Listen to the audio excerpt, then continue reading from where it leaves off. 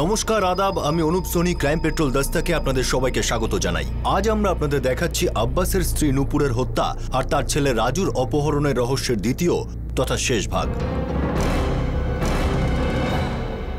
আব্বাসের দোকানে কাজ করত স্যার, নিচে ওয়েট করছিল, ওপরে ওঠেনি। বন্দনা বলেছিল যে ছেলে দুটোকে আগে দেখেনি। সাহেব, আমি জানি না ওরা কারা। আর আব্বাস বলেছিল যে ওর কখনোই কোনো ওয়ার্কারের সঙ্গে ঝামেলা হয়নি। সবার সঙ্গে ভালো সম্পর্ক ছিল, সবাই ভালো কাজ করতো স্যার। মনে হচ্ছে সব খুব ভেবেচিন্তেই করা হয়েছে। ওদের উদ্দেশ্যটা পরিষ্কার, এটা এমনি লুটপাটের মামলা নয়। এবার ওই বাচ্চাটার জন্য খুব চিন্তা হচ্ছে। শিবরাজ আর মনোজ দুজনেই আমার মোবাইল শপে কাজ করতো স্যার। তোমার কাছে ওদের ফটো আছে? ফটো তো নেই স্যার, কিন্তু আমার মোবাইলে দোকানের কয়েকটা ছবি আছে, সেগুলোর মধ্যে ওদের ছবি তো থাকবেই স্যার। তোমার মোবাইলে?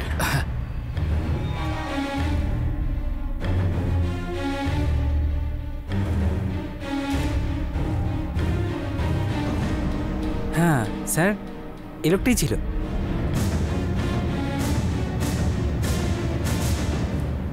শিবরাজ? না স্যার, আমার তো কখনো ওর সঙ্গে ঝগড়া হয়নি, মনোজের সঙ্গেও কখনো ঝগড়া হয়নি। ওরা তো আমাদের ফ্যামিলি মেম্বারের মতো ছিল।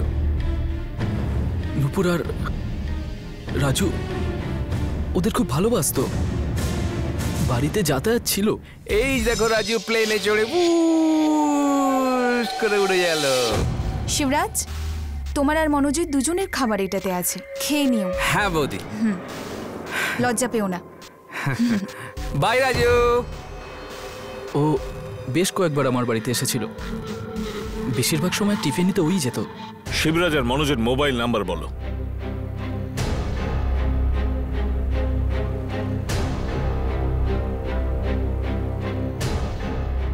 আপনি যে নাম্বারে ফোন করেছেন সেটা বন্ধ আছে।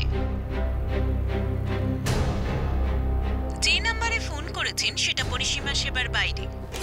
স্যার, মনোজের ফোন নট রিচেবল বলছে আর শিবরাজের ফোন বন্ধ বলছে। আমি মোবাইল প্রোভাইডারের সঙ্গে কথা বলেছি, ওরা এক্ষুনি লোকেশনটা জানিয়ে দেবে। স্যার, আমার মনে হয় না যে ওরা এমন কিছু করবে। তুমি ঠিক কি বলতে চাইছো আব্বাস? আমাদের কাছে এই কথার পাক্কা প্রমাণ আছে যে শিবরাজ ওদের সঙ্গে ছিল, যে দুজন তোমার বাড়িতে গেছিল। আর তুমি শিবরাজের ভালো হওয়া দোহাই দিচ্ছ। তুমি বলতে কি চাইছো? আমি তো এটাই বলতে চাই স্যার, আমার বাচ্চার প্রাণের ঝুঁকি রয়েছে, আমি আমার বাচ্চাকে চাই। তো তোমার কি মনে হয় আমরা ঘুমোচ্ছি? তোমার কাছে শিবরাজ আর মনোজের অ্যাড্রেস আছে? হ্যাঁ, ওই মনোজ নাংলইতে ভাড়ায় থাকে, আর শিবরাজ বসন্ত বিহার এলাকার কোনো একটা জায়গায় ভাড়ায় থাকে। ওদের ডিটেল অ্যাড্রেসটা চাই।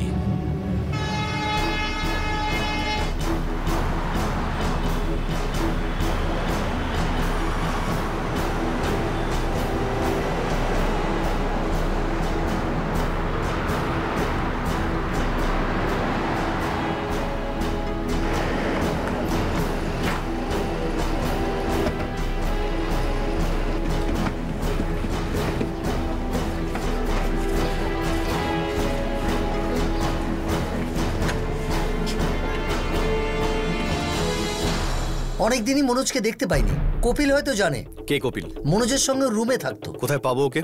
এই তো পাশের রেস্টুরেন্টেই কাজ করে। কোন রেস্টুরেন্টে?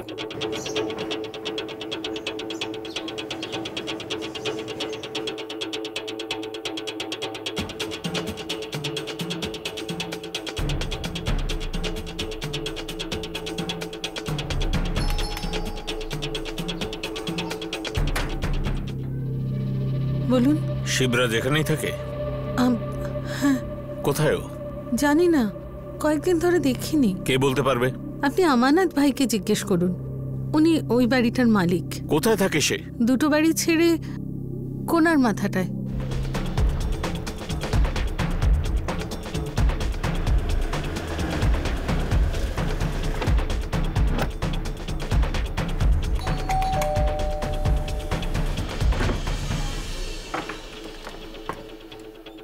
অমরনাথ বাবু? হ্যাঁ আমি, বলুন।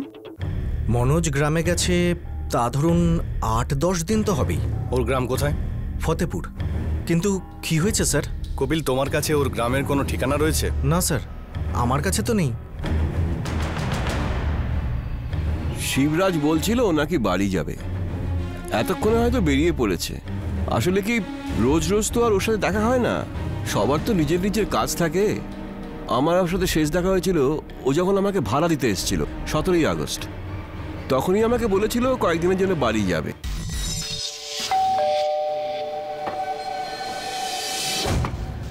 আরে শিবরাজ যে, এসো। নমস্কার কাকা, কেমন আছেন? খুব ভালো আছি, এসো এসো এসো।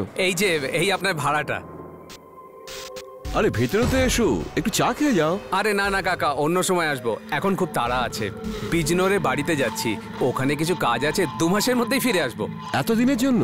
হ্যাঁ কাকা, এখানে কাজ চলে গেল, ওখানে একটা কাজের আশা আছে, দেখি যাই ওখানে কি হয়। তবে হ্যাঁ, ফিরে এসে 2 মাসের ভাড়া একসঙ্গে দিয়ে দেবো, ঠিক আছে? আচ্ছা ঠিক আছে ঠিক আছে।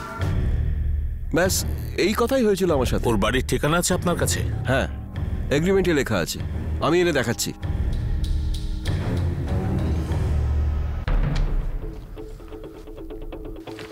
বিজনোর পুলিশকে বলো ওর বাড়িতে যেতে। আর স্যার মনোজ, ফতেপুর পুলিশকেও অ্যালার্ট করি। করো, কারণ মনে হচ্ছে এই ষড়যন্ত্রের প্ল্যানটা ওরাই করেছে, যেহেতু বাড়ির ব্যাপারে পুরো জানতো। পয়সা গয়না মোবাইল কোথায় থাকতো ওরা জানতো। আর যারা খুন করেছে সেই 2 জন বন্ধুকে কাজের মেয়ে বন্দনা কোনোদিনই দেখেনি, একদমই অচেনা। যদি ওরা এটা করে থাকে তাহলে কেন করেছে, এই প্রশ্নের উত্তর কিন্তু আমরা এখনো পর্যন্ত পাইনি। এটা ভেবেই তো হয়রান হচ্ছি। ওর আর আব্বাসের কোনো শত্রুতা নেই, ও তো বেশ আব্বাসের সাথে কাজ করতো। জানি না, আমার কেন মনে হচ্ছে এটার মাস্টার মাইন্ড অন্য কেউ।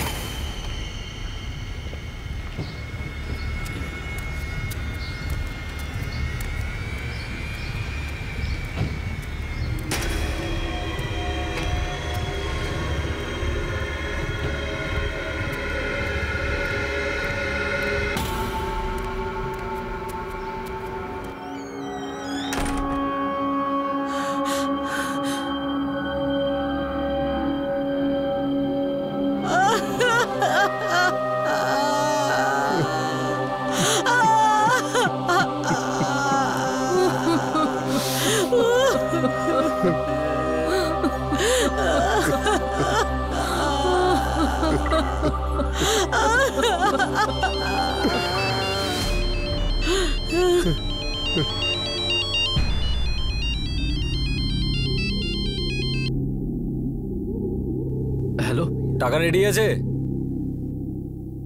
কে বলছেন? কোথায় আমার ছেলে? 25 লাখ টাকা রেডি আছে। দেখুন, আপনার যা চাই আপনি নিয়ে নিন, আমি আমার ছেলেকে ফেরত চাই, ব্যাস। তুই টাকা রেডি রাখ, আমি আবার ফোন করছি। Hello hello hello.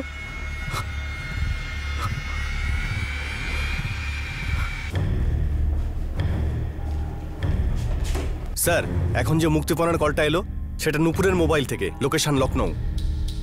মুক্তিপণ নেবার জায়গা বলেছে? না স্যার, বলেছে আরেকবার ফোন করবে। মনে হচ্ছে ওরা তাড়াহুড়ো করবে না। এখন ভাবার বিষয় এটাই যে ওদের সত্যি সত্যি টাকাটা চাই, নাকি শুধুমাত্র একটা খেলাই খেলছে। স্যার, এখনো কি আপনার আব্বাস আর বন্দনাকে সন্দেহ হচ্ছে? আমার ওদের দুজনের গত মাসের ফোন ডেটা চাই। এখন আমাদের দেখতে হবে যে বঁশিতে কারা কারা ওঠে। স্যার,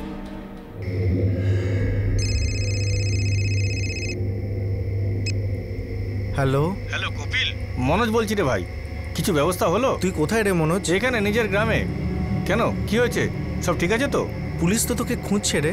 কেন, কি হয়েছে? আরে তোর পুরনো মালিকের স্ত্রীকে কে খুন করেছে আর বাচ্চাটাকে কে অপহরণ করে নিয়েছে। পুলিশ তোকে আর শিবরাজকে খুঁজছে। মনোজ, কি ব্যাপার বলতো? ভাই, তুই কোনো গন্ডগোল করিসনি তো?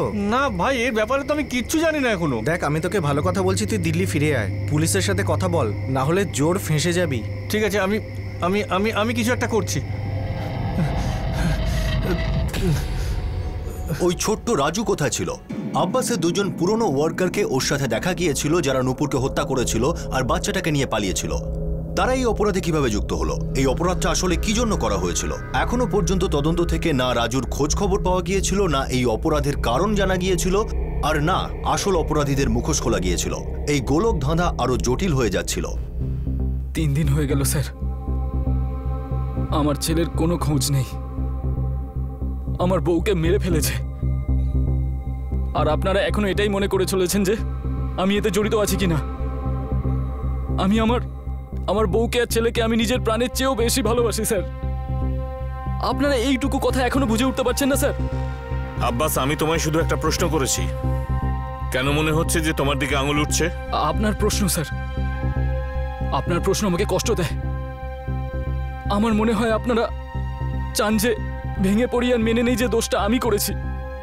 এমন মনে হয় যে আপনারা আগেই ধরে নিয়েছেন যে এই অপহরণ, এই মুক্তিপণ পুরোটাই নাটক, আর আমি জানি রাজু কোথায়। মনে হয় আপনারা এটাই চান যে আমি খুন করেছি আমার বউকে আর রাজুকেও। সেটা কি সত্যি আব্বাস? তুমি কি শিবরাজ, মনোজ আর দুজন অজানা লোকের সঙ্গে মিলে এই কাজটা করেছো? না স্যার, একদম না। একদিকে আমি আমার বউকে হারানোর দুঃখে বাইরে বেরোতে পারছি না, আর দ্বিতীয় আমার ছেলে কোথায়, কি অবস্থায় আছে আমি কিচ্ছু জানি না। তার উপরে আপনারা আমার উপরেই সন্দেহ করছেন। স্যার, আমি আমার জীবনে খুব খুশি ছিলাম স্যার। যাকে ভালোবেসেছি তাকেই বিয়ে করেছি। খুব আনন্দে দিন কাটছিল আমাদের। ছোট্ট বাচ্চা, ব্যবসাও খুব একটা খারাপ নয়, ভালোই চলছিল। আমি আমার বউকে কেন মারবো স্যার? খুব ভালোবাসতাম স্যার ওকে আমি।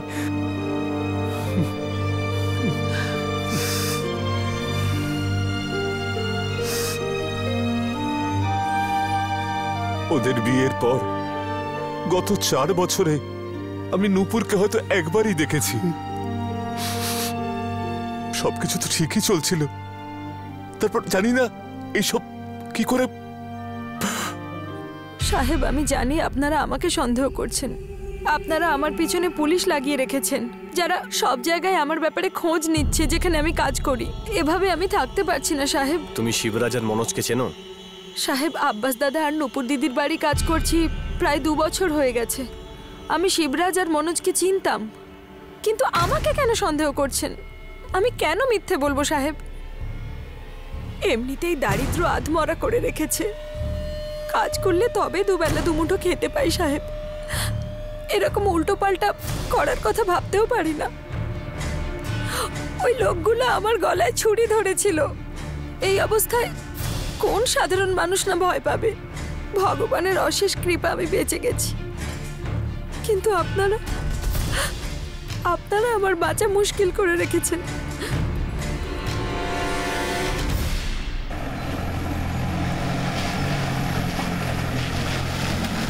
স্যার, আমি মিথ্যে কেন বলবো স্যার? সত্যি কথা বলছি, শিবরাজ 6 মাস ধরে এই বাড়িতে আসেনি। আপনি চাইলে পাড়ার লোককে জিজ্ঞেস করতে পারেন। স্যার, ও কি করেছে কি? যাকে শিবরাজ কাজ করতো তার ছেলেকে অপহরণ করেছে ও। হে ভগবান, না স্যার, আমার ছেলে এমন করতেই পারে না।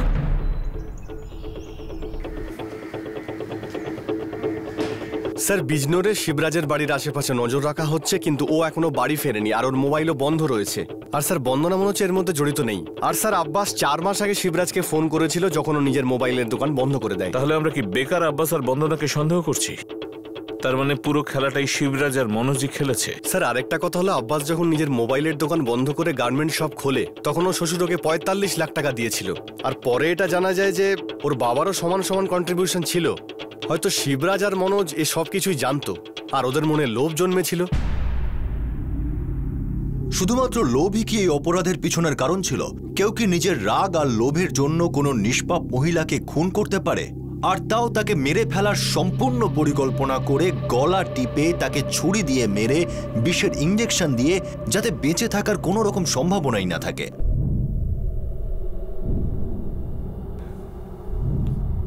বাবা, তোমার সাথে নূপুরের সাথে এই লোকগুলোর কি কোনো ঝগড়াঝাটি হয়েছিল?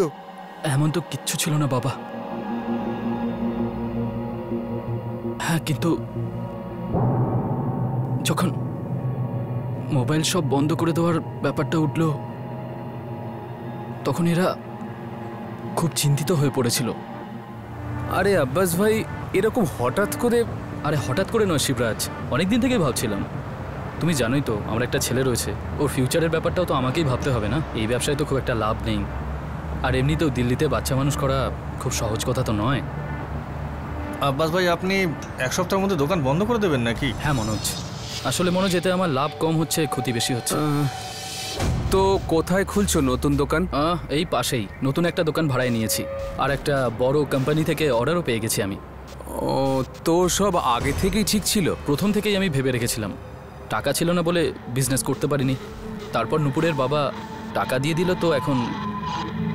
আব্বাস ভাই, শুরু থেকে আমাকেও বলতে পারতে তুমি। তোমাদের বললামই তো, আগে সব ঠিকঠাক হবে তারপরেই তো জানাবো না। আব্বাস ভাই, তুমি যখন আগে থেকে এত ভাবছিলে তখন আমাকেও বলতে পারতে যে তুমি দোকানটা বন্ধ করে দেবে। আব্বাস ভাই, আপনার কাপড়ের দোকানে আমাদেরও কোনো কাজ দিয়ে দিন না। তাই দাও না। ইয়ার, তোমরা দুজন তো মোবাইলের লাইনে কাজ করো, তোমরা কাপড়ের ব্যবসা সম্বন্ধে কি বুঝবে? আর এমনিতেও দুজন লোক আমি রেখেছি আমার দোকানে।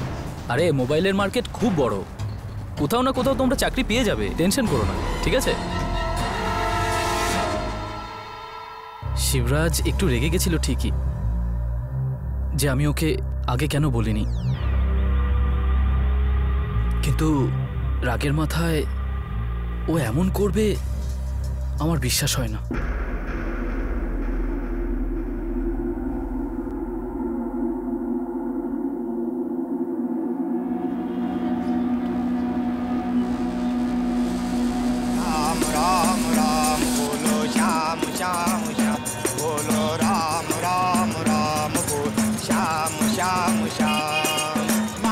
मुझ में एक चिराए एक तेरा दिल दी के पाए।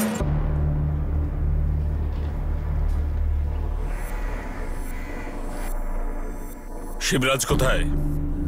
আমি কিচ্ছু জানি না স্যার।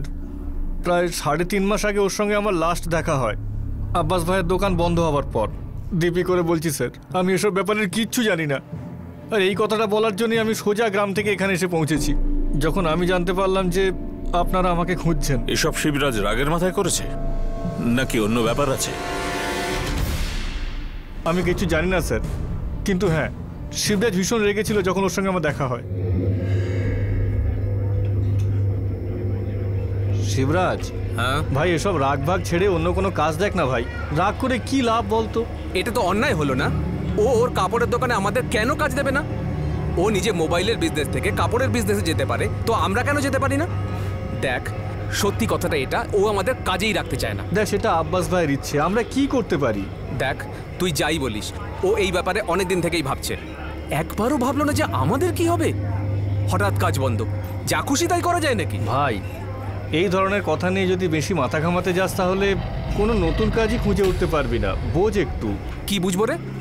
তুই একটা কথা বল, ওর বাবা আছে, ওর শ্বশুর আছে, ও যখন চাইবে নতুন বিজনেস করার জন্য পয়সা পেয়ে যাবে, কিন্তু আমাদের কি হবে? আমাদের কাছে এরকম কিছুই নেই, তো চুপচাপ এভাবে মেনে নেবো। হ্যাঁ, আরে ছাড় না ভাই, এত রেগে থাকলে খাবারও হজম হবে না। নে, খেয়ে নে। স্যার, শিবরাজ রেগে নিশ্চয়ই ছিল, কিন্তু কিন্তু আমার মনে হয় না ওই সব কাজ করতে পারে। আর নূপুর বৌদি তো আমাদের খুব যত্ন করতো, রাজুর সঙ্গে তো আমরা খেলা করতাম স্যার।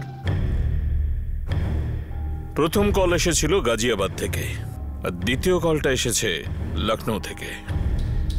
আর তারপর এখন অবধি কোনো কল আসেনি স্যার। লাস্ট লোকেশন হলো লখনৌ। হতে পারে কি ও লখনৌতেই আছে? স্যার, আমার মনে হচ্ছে শিবরাজ এসব রাগের মাথাতেই করেছে, আর এখনো বুঝতেই পারছে না যে মুক্তিপণের জন্য আব্বাসকে কোথায় ডাকবে। হতে পারে যে ও লখনৌতেই লুকিয়ে আছে, কিংবা তার আশেপাশে। বেনারস, কানপুর। শর্মা স্যার, লখনৌ, বেনারস, কানপুর পুলিশকে খবর দাও, সব জায়গায় খুঁজতে বলো। 3টে লোক, সঙ্গে 3 বছরের বাচ্চা, হয়তো পাওয়া যাবে। স্যার, ওরা কি একই জায়গায় লুকিয়েছিল? পুলিশ একটা চান্স নিল, তারা হয়তো ওখান থেকে বেরিয়ে কোথাও যায়নি।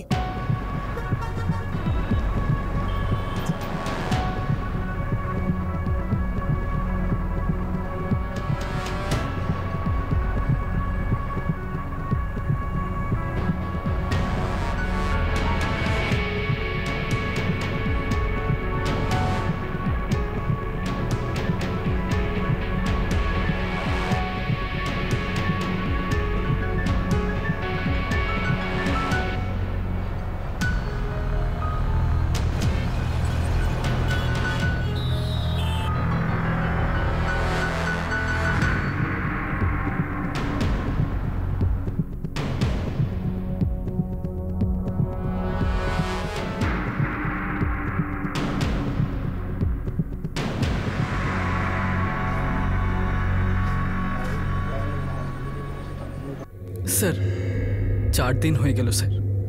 রাজুর মুক্তিপণ নিয়ে কোনো ফোন আসেনি। আমার খুব চিন্তা হচ্ছে স্যার। আব্বাস ওকে আমরা সব জায়গায় খুঁজি, যেখানে যেখানে থাকতে পারি। শিবরাজের বিজনরের বাড়িতেও নজর রাখা হয়েছে।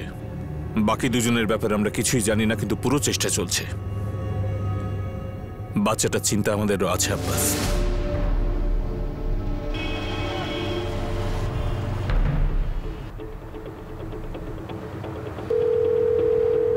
স্যার আমজাদ বলছি। হ্যাঁ আমজাদ, কোনো খবর পাওয়া গেল? স্যার এখানে চণ্ডীগড়ের কাছে তিওয়ারি গেস্ট হাউস আছে। কালকে 3 জন এসেছে, একটা বাচ্চাও আছে। দেখো, লোকটার নাম শিবরাজ আর বাচ্চাটার নাম রাজু। স্যার কাউন্টারে শিবরাজ নয়, অন্য কারোর নাম দিয়েছে। আর যে ছবিটা দিয়েছে সেটাও কতকটা মেলে। বাচ্চাটাকে হোটেলের কেউ ভালোভাবে দেখেনি। বাচ্চাটা কারোর কোলে ঘুমিয়েছিল। তারপর 3 জনের কেউই বাইরে বেরোয়নি। ঠিক আছে স্যার, আমার মনে হয় যে এরা ওই 3 জন। খেয়াল রেখো বাচ্চাটা যেন কিছু না হয়। আমরা খেয়াল রাখবো স্যার।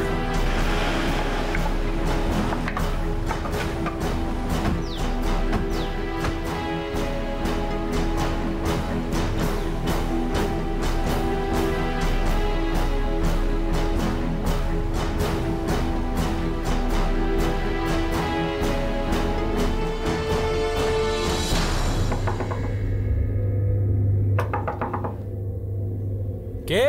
সাহেব, ঘর পরিষ্কার করতে এসেছি। আরে দরকার নেই এখন। ম্যানেজার সাহেব বলে দিয়েছেন পরিষ্কার করতেই হবে, 5 মিনিটেই হয়ে যাবে।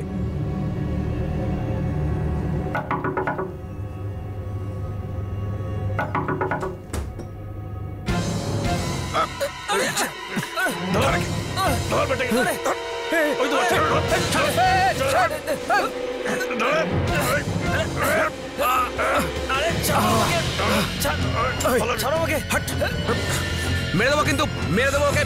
ছাড় ছাড় সর, আরে সর, সরে যা, সর, ছাড়ো আমাকে, সর, রাস্তা ছাড়, চল। ওকে ধরো, দাঁড়া, দাঁড়া,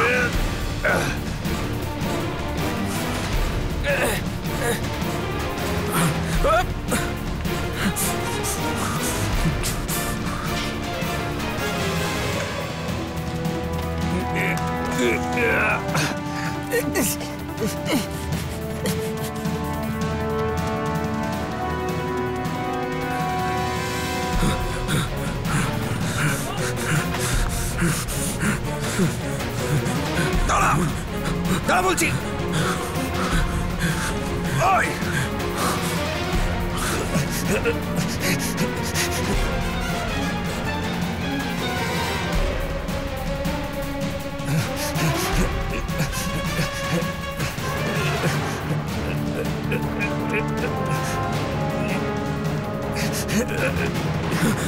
ওই দাঁড়া।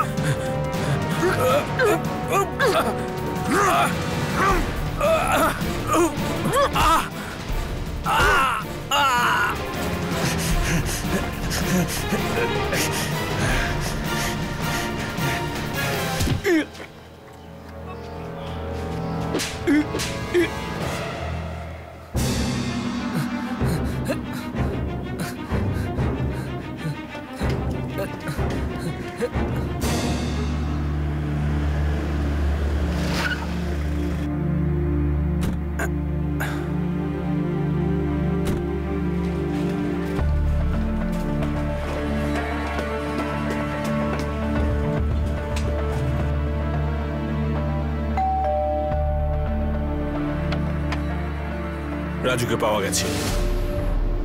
পাপা,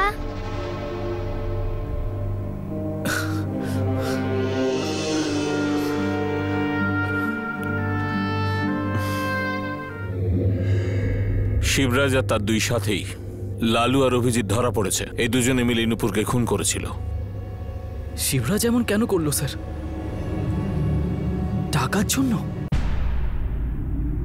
হ্যাঁ, আমার খুব রাগ হয়েছিল স্যার। আমাদের কাছে কাজ ছিল না, ওর জন্যই আমাদের এরকম হাল হয়েছিল। ও চাইলে আমাদের বলতে পারতো, আমি দোকান বন্ধ করছি, তোমরা কাজ খুঁজে নাও। খুব সমস্যা হয় স্যার যখন কাজ চলে যায়, রোজগার বন্ধ হয়ে যায়। আরে খাবার খাওয়ালি, মদ খাওয়ালি, বিজনগর থেকে দিল্লিতে এলাম, 1 দিন হয়ে গেছে, কিন্তু এখনো পর্যন্ত কি করতে হবে সেটা বললি না। আরে ছোটবেলার বন্ধু তোরা, আমি কি ডাকতে পারি না? কিন্তু এটা তো বল যে কাজটা কি? প্রতিশোধ। একটা প্রতিশোধ নিতে হবে। অনেক টাকা আছে, অনেক গয়নাও আছে, আর অনেক জিনিসও আছে ওর কাছে।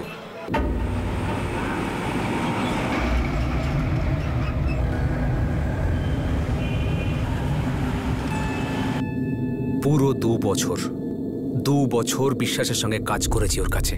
কি পেলাম? পেটে লাথি। ও শুধু নিজের কথাই ভেবেছে। কি ভুল করেছি? কি ভুল করেছি যদি একটু লোভ করি? ও লোভী ছিল না যখন শুধু নিজের কথা ভাবছিল। ওর ছেলেকে তুলে নেব, তারপর মুক্তিপণ চাইব। ওর বাবার কাছ থেকে আর শ্বশুরের কাছ থেকে অনেক টাকা পাবে। এভাবে ওর কাছ থেকে টাকাও পাবো, গয়নাও পাবো, আবার মুক্তিপণও পাবো। তোর কি মনে হয় বাচ্চাটাকে আমরা বাড়ি থেকে তুলতে পারবো? আমি জানি আব্বাস দোকানের জন্য কখন বেরোয়। তারপর শুধু ওর বউ আর কাজের লোককে সামলাতে হবে, ব্যাস। ওর বাড়ির কাজের লোক তো তোকে চেনে নিশ্চয়ই। আর ওর বউটাও। আমি তোদের সঙ্গে নিচে পর্যন্ত যাব, কিন্তু বাড়ির ভেতর শুধু তোরাই যাবি, কারণ তোদেরকে বাড়ির কেউই চেনে না। আমি কিছুটা দূরে তোদের জন্য অপেক্ষা করব, কিন্তু হ্যাঁ, ওর বউকে সামলাস। ও চিৎকার করতে পারে, তাহলে তো ঝামেলা হতে পারে। তোদের দুজনকে ওকে চুপ করতে হবে, ব্যাস। মানে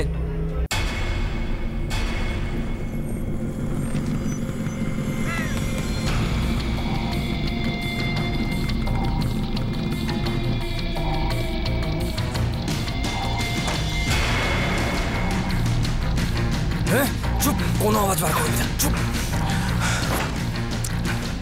ভিতরে চল, চল ভিতরে চল।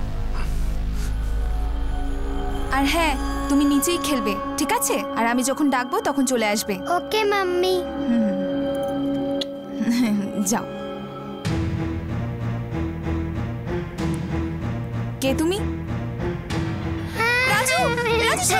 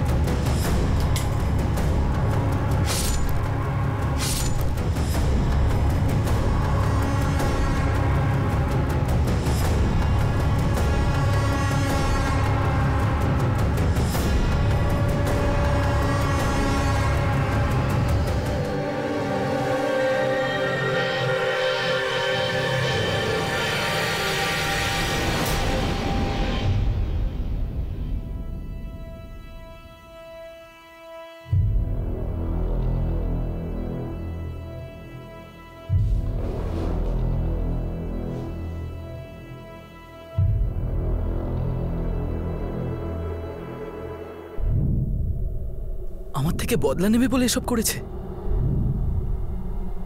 কি জানি নুপুর নিজের হাত দিয়ে কতবার রান্না করে ওকে খাইয়েছে স্যার। ওর এত রাগ হয়ে যাবে যে ও নুপুরকেই। ওর রুজি রুটি গেছে, যে কাজটা করতো সেটাও গেছে, ব্যাস ছবল দিয়ে দিল। ওর হিসাবে তুমি একজন স্বার্থপর মানুষ। তুমি শুধু নিজের ব্যাপারেই ভেবেছো, ওর খেয়াল রাখোনি।